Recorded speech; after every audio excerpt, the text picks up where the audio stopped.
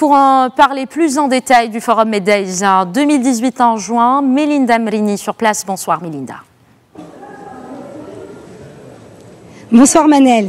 Alors vous couvrez pour nous cette 11e édition. Hier on a parlé de la CEDEAO. Aujourd'hui la sécurité en Afrique et la migration ont été abordées, n'est-ce pas ?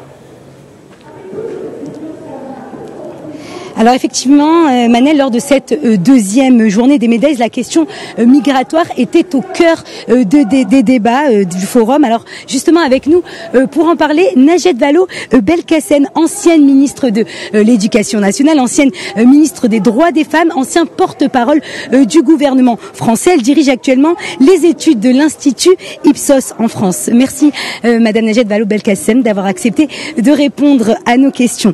Alors vous êtes ici à Tanger, au Medays. Vous venez de participer à un panel autour de la migration, au-delà des frontières sécuritaires. Alors vous êtes vous-même issu de l'immigration. Vous êtes né au Maroc, à Bni Chiker, dans le Rif, où vous avez grandi, et vous êtes parti justement à l'âge de 4 ans pour vous installer en France avec vos parents et réaliser par la suite ce parcours très riche. Alors que pensez-vous justement de toutes ces tensions en Europe autour de la question migratoire et surtout la manière dont cette question, si je puis dire, est appréhendée? Justement, ce forum était très riche et la table ronde sur la migration particulièrement parce que, si vous voulez, tout le sujet, c'était d'essayer de remettre en cause un certain nombre de nos perceptions et de nos idées reçues. Et par exemple, c'est vrai que la migration a toujours existé. Comme le disait un des intervenants, finalement, il n'y a pas grand-chose de nouveau dans ce qui se passe aujourd'hui. Néanmoins, même si les populations se sont toujours déplacées, on peut quand même dire qu'aujourd'hui, il y a des phénomènes très particuliers avec en particulier la globalisation, Internet, les images qui circulent et qui font que ce qui se fait au nord se sait au sud. Et donc, il y a beaucoup de jeunes qui, en voyant ces images, une forme de qualité de vie, sont frustrés et veulent partir. Donc, il y a ce type de phénomène-là. Il y a aussi évidemment les conflits. On a parlé de la Syrie. Il y a les changements climatiques qui poussent beaucoup de gens hors de chez eux parce qu'ils n'ont plus d'eau, donc pour des raisons qu'on peut bien comprendre. Et donc, à cause de l'ensemble de cette situation, nous avons aujourd'hui un défi mondial qui doit être relevé par l'ensemble des gouvernements. Personne ne peut se tenir à l'écart en se disant les autres s'en occuperont pour moi.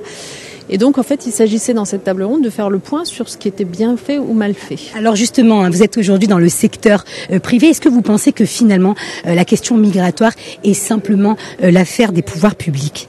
Ce que je disais, c'est que précisément non. Bien sûr que les pouvoirs publics doivent s'en saisir, mais c'est une question tellement importante, la question migratoire et celle des réfugiés en particulier, que l'ensemble de la société doit se sentir concernée. Par exemple, les grandes entreprises doivent prendre leur part. Et moi, j'agis dans une fondation qui mobilise les plus grandes entreprises du monde pour qu'elles embauchent des réfugiés, parce que c'est aussi comme ça qu'on évitera que les sociétés d'accueil aient l'impression que ces réfugiés viennent peser sur leurs systèmes sociaux. C'est quand on les intègre rapidement, notamment par le travail.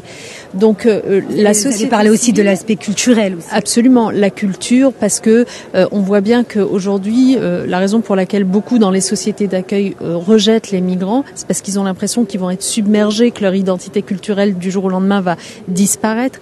Et pour répondre à cette inquiétude culturelle, on a besoin des acteurs culturels. C'est pas un homme politique qui peut répondre à une inquiétude culturelle. On a besoin, par exemple, de réalisateurs de cinéma qui fassent des films pour expliquer que les cultures vont demeurer. Alors, que c'est pas comment on peut expliquer ce repli identitaire qu'on connaît aujourd'hui en Europe? Est-ce qu'on peut pas parler de déficit finalement de mémoire?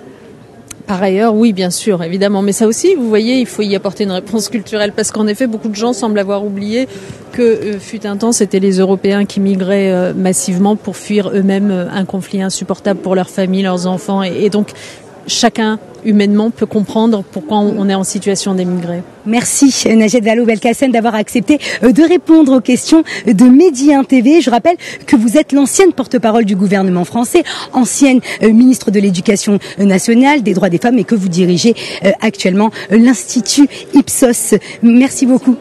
Voilà Manel, précisons que ces débats justement au MEDEX autour de la question migratoire interviennent au prélude de la conférence internationale sur la migration qui se tiendra en décembre prochain à Marrakech. Merci beaucoup Mélinda Mrini pour toutes ces informations. Merci également à votre invité.